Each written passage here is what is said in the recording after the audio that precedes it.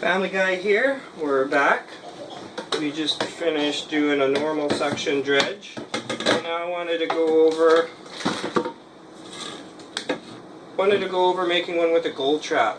So all we needed to do is add a 2-inch splitter with a 45 coming off of it. I just used another chunk of 2-inch, going to a threaded end cap. All really cheap stuff. This was like 20 bucks for everything. So we have our gold trap. We stick back on our crevice tool. It's got a reducer going down to 1.5 inches, going to a coupler normally used for going under your sink. This goes under your bathroom sink. This way, and into your P-trap. And I just found that one of these crevice tools from your standard vacuum, they're all pretty much the same size, happens to fit in here. So I have choices of tips. I can either go with the crevice tool, the small tip, or just go with a chunk of the larger 1.5-inch tube.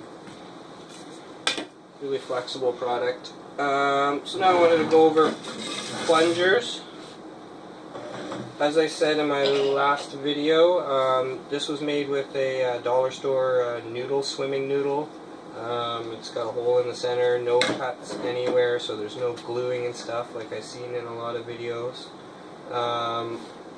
And then what I did is there's a washer on either side. And I also added I just made a plastic washer out of a margarine lid, and it just added extra support. I honed this noodle down with my bench grinder till it slid really easy in the 2-inch tube. And then when you press down on this noodle and tighten the bolt, it's adjustable. It will slowly expand this foam until you get a snug enough fit that you're getting some real hydraulic action out of it. I thought I'd go over a different style of plunger for people that maybe don't have this, don't want to work with it, have problems doing with it. A lot of people use what this is called a test cap that goes into your for testing your plumbing, the pressure on your plumbing, all your joints. And I've seen quite a few videos where people mess around with this, grinding down this large washer because this one's bigger than the other one. This is actually the size we need. And there was one smart guy that just bought two, took them apart, and just reused both bottom washers. So these are like $6. So what I did is I just simply I bought two just in case because they were like 20 cents each. I just went ahead and bought 2 new washers. Then I'm not messing around with doing anything. They're a little heavier duty. And so we just take this bolt out, and it's the same thread as our 5/16 rod. And it can simply go on the rod here, and that's your plunger. You could also use both. I probably am going to experiment later. The more you tighten this wing nut, the more that this compresses and tightens against the tube.